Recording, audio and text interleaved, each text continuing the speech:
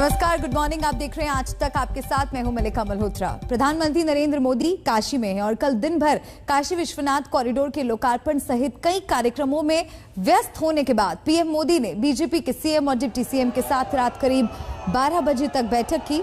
फिर मोदी बिना थके बिना रुके निकल पड़े काशी में विकास के कामों का जायजा लेने के लिए, निरीक्षण करने के लिए। अपनी गलियों में पीएम को पाकर, पीएम को देखकर लोग फूले नहीं समाये।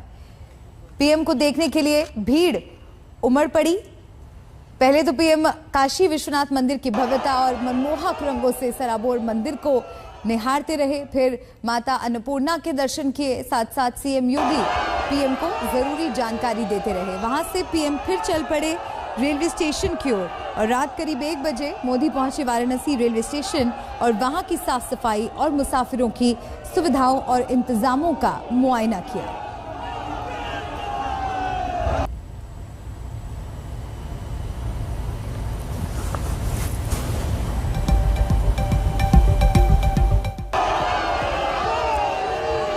तो ये तस्वीरें देखिए, अपने बीच प्रधानमंत्री नरेंद्र मोदी को पाकर काशीवासियों का उत्साह देखते ही बन रहा था। हर कोई बस उनकी एक झलक पाना चाहता था और लोगों का अभिवादन करते हुए, उनका अभिवादन स्वीकार करते हुए प्रधानमंत्री नरेंद्र मोदी की ये तस्वीरें।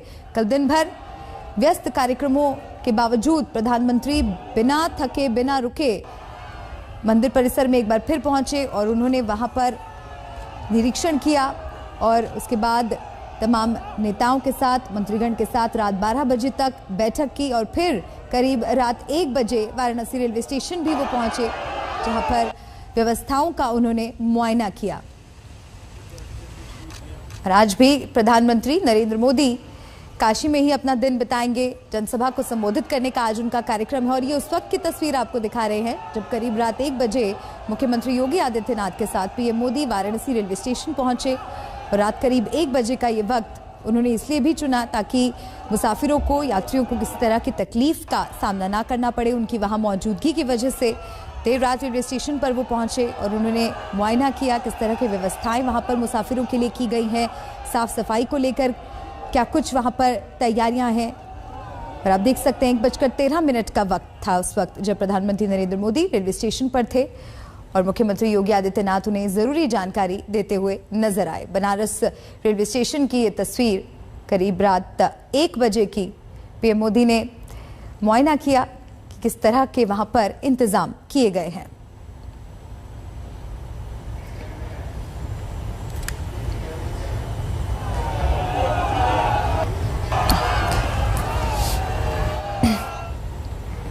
तो आज भी प्रधानमंत्री नरेंद्र मोदी का व्यस्त कार्यक्रम है और उससे जुड़े अपडेट्स लगातार आज तक पर आपको देंगे। आगे बढ़ते हैं। लालू यादव के बेटे तेजस्वी यादव अपनी पत्नी के साथ पहली बार कैमरे पर आए। क्या है उनके फ्यूचर प्लान्स, आप भी सुनिए इस एक्सक्लूसिव इंटरव्यू में।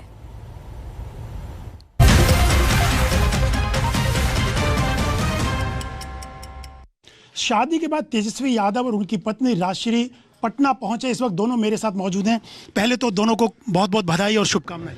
बहुत बहुत धन्यवाद आप सब लोगों को। बहुत बहुत शुभकामनाएं। धन्यवाद। तेजस्वी जी, बात उठ रही है कि बहुत सिंपल शादी की और किसी को कानों कान खबर नहीं। क्या वजह थी इतनी सिंपल और छुप छुपा के शादी करने की? नहीं, कोई छुप छुपा के नहीं, बाकायदा दोनों परिवारों के साथ जो है उनके आशीर्वाद से जो है ये शादी संपन्न हुआ है। और उसके बाद पहले से हम लोगों ने तय किया था कि बिहार आकर के बहू भोज जो है, रिसेप्शन जो है वो लोगों के बीच ही दिया जाएगा।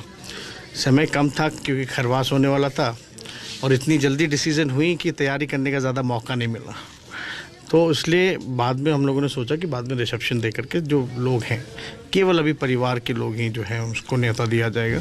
परिवार में भी जो जैसे मेरी जितनी बहनें हैं, उनके इन लॉज हैं या हमारे बड़े भाई हैं, बस उनको ही न्योता दिया गया। रिचल, राजश्री, आप को था कि इतनी सिंपल शादी हो, परिवार के लोग ही शामिल हों?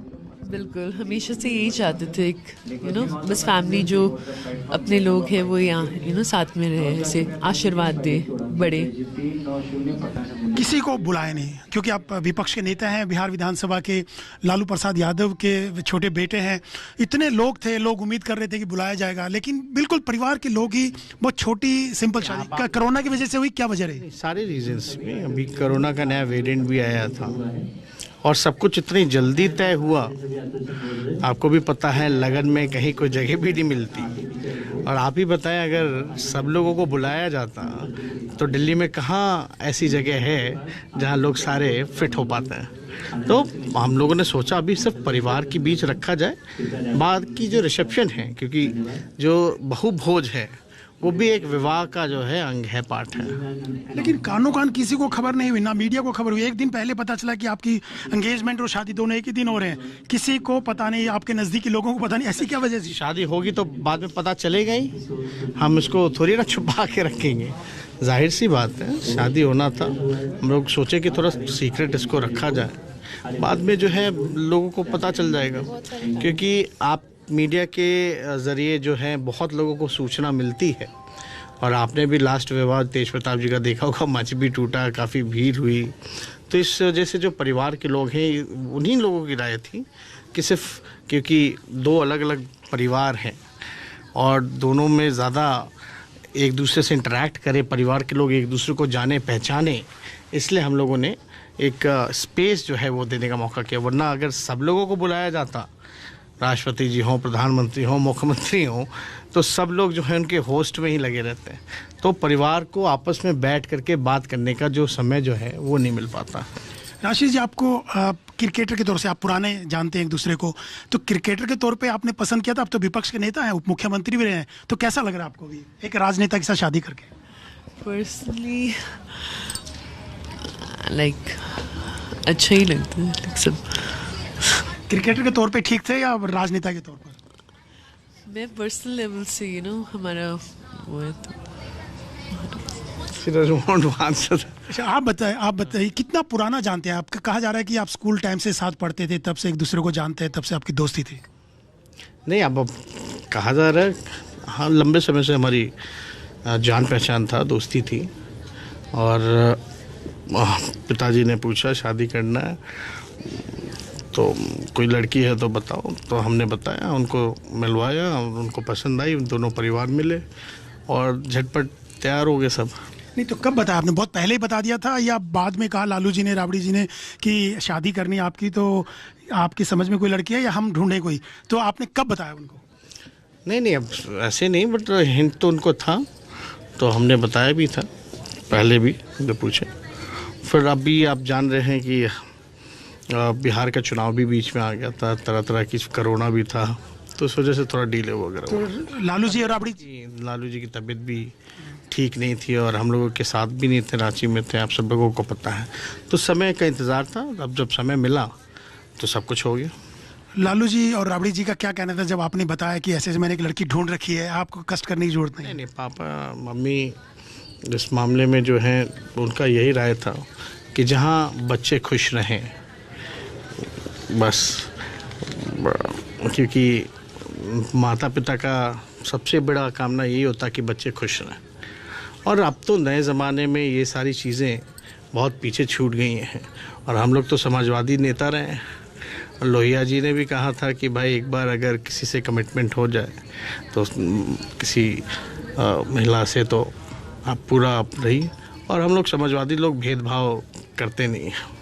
राशिद जी, आप शादी से पहले लालू जी से, राबड़ी जी से बहुत पहले भी मिलती रही होंगी, तो कैसा लगता था कि लालू जी इतने बड़े राजनेता, नाम उनका, तो कैसा जब आप पहली बार उनसे मिली तो कैसा लगा आपको, और क्या कहा उन्होंने? बोलो, क्या कहा उन्होंने?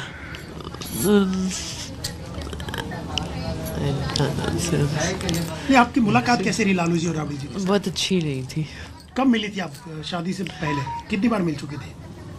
काफ़ी बारी, 2-3 बार।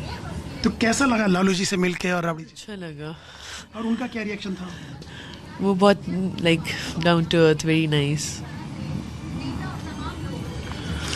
तेजस्वी जी, एक चीज़ मैं आपसे पूछना चाहता हूँ कि आप क्रिकेटर थे, पहले क्रिकेटर बनना चाहते थे और साथ पढ़ते थे, स्कूल में भी क्रिकेट खेलते थे आप। तो आपकी जो दोस्ती हुई एक क्रिकेटर के तौर पे इन्होंने देखा होगा, तो आज जब पता चला कि उसके बाद आपकी लाइफ स्टाइल, आपकी कैरियर बदल गया, आपका प्रोफेशन बदल गया, आप राजनेता हुए, तो क्या इनका रिएक्शन था कि आप राजनेता के तौर पे ठीक है या क्रिकेटर के तौर पे आगे करियर आपको बढ़ाना चाहिए था? नहीं, कोई क्रिकेटर और राजनेता देख करके ये बात नहीं हुई थी, जाहिर सी बात है। बट हाँ, चैलेंजिंग लाइफ रहा है मेरा और हमेशा इनका सपोर्ट रहा है, तो साथ है। तो आपको सोचा था कि इतने बड़े राजनेता बने, कि लालू जी के बेटे तो हैं ही छोटे, लेकिन आपने उस वक्त सोचा था जब आपकी मुलाकात हुई थी? इतना नहीं सोचा था, इतना क्या सोचा था कि क्या होंगे आगे जाके? जो भी होंगे सपोर्ट था मेरा, बस जो भी इन्होंने चूज़ किया इनकी चॉइस थी एंड ऑब्वियसली सपोर्ट था ही। आपने इनका विपक्ष के नेता के तौर पे भी काम देखा, डिप्टी सीएम थे जब, तब भी काम देखा, तो किस ढंग से आप देखते हैं? मैं इनको हमेशा अलग ही लेवल पे देखती हूँ, इनको बहुत ऊपर देखती हूँ। You know, I see to him, he is very intellectual, smart, he is a good politician, good leader, youth leader. Social media पे बहुत एक्टिव रहते हैं। जब ये मंत्री थे, पीडब्ल्यूडी मंत्री, हेल्पलाइन में हजारों प्रपोजल्स आ गए थे, तो आपको कैसा लगा था उस वक्त? अच्छा, चलिए अब ये सब बात एक आखिरी सवाल, एक दो सवाल और हैं तेजस्वी जी, एक दो सवाल और हैं।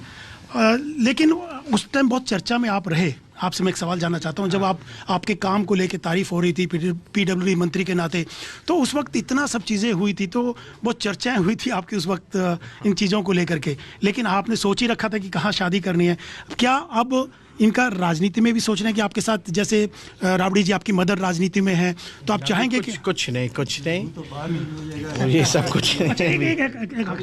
अब किस ढंग से आगे करेंगे? लोग काफ़ी उम्मीद कर रहे हैं बिहार में काफ़ी उम्मीद कर रहे हैं कि बड़ा भोज हो और तमाम चीज़ें हों। लोग जल्दी तय कर देंगे, डेट अनाउंस कर देंगे। अच्छा, एक आखिरी सवाल और, आपके मामा साधु यादव भी कई तरह के सवाल उठा रहे हैं आजकल, हालांकि वक्त बदल चुका है, इंटरकास्ट मैरिज, इंटररिलीजन मैरिज, तो वो साधु यादव कह रहे हैं कि हम बिहार नहीं आने देंगे, उन्होंने गलत काम किया, नाक कटवा दिया। अब किस ढंग से? अब देखिए, वो बड़े हैं, उनका सम्मान है और इस पे ज़्यादा कोई हमको टिप्पणी करने की ज़रूरत नहीं है। और जो भी बातें कही जा रही हैं इस पे ध्यान क्या देना, ये उज्ज्वलन मुद्दे ये नहीं हैं। जो असली मुद्दा है, तो हमारी शादी हो गई, अब बिहार के लोगों की सेवा करें। बेरोज़गारी है, महंगाई है, इन पे हम लोगों को ज़्यादा जो है, आप लोगों को भी तवज्जो देनी चाहिए। तो भी जो भी तस्वीरें पहले की दिखाई जा रही है वो है ही नहीं, तो कोई और है। चलिए ठीक है। तेजस्वी जी, आपको सबने बधाई दी, चाहे वो सुशील मोदी हो, विपक्ष, तमाम पार्टियों के नेता ने, लेकिन जी सभी लोगों का जो है, हम अपने और अपने धर्मपत्नी के तरफ से सभी लोगों को, बिहार के लोगों को हम धन्यवाद देते हैं, आशीर्वाद और प्यार के। इसी के साथ यहाँ वक्त एक ब्रेक का है, जल्द लौटेंगे कुछ और खबरों के साथ। आप देखते रहिए आज तक।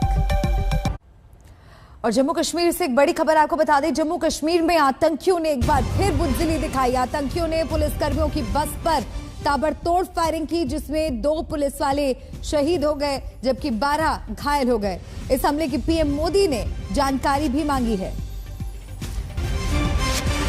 तो आतंकी हमले में 2 पुलिसकर्मी शहीद हो गए हैं।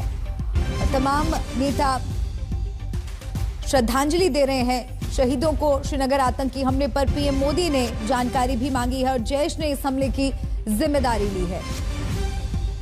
तो आतंकियों की एक और कायराना हरकत, आतंकियों ने पुलिस बस पर फायरिंग की। जम्मू कश्मीर पुलिस टीम पर यह आतंकी हमला हुआ, एक बार फिर बुज़दिली दिखाई आतंकियों ने, इसमें 2 जवान हमारे शहीद हो गए। इसी के साथ यहाँ वक्त एक ब्रेक का है, जल्द लौटेंगे कुछ और खबरों के साथ। आप देखते रहिए आज तक।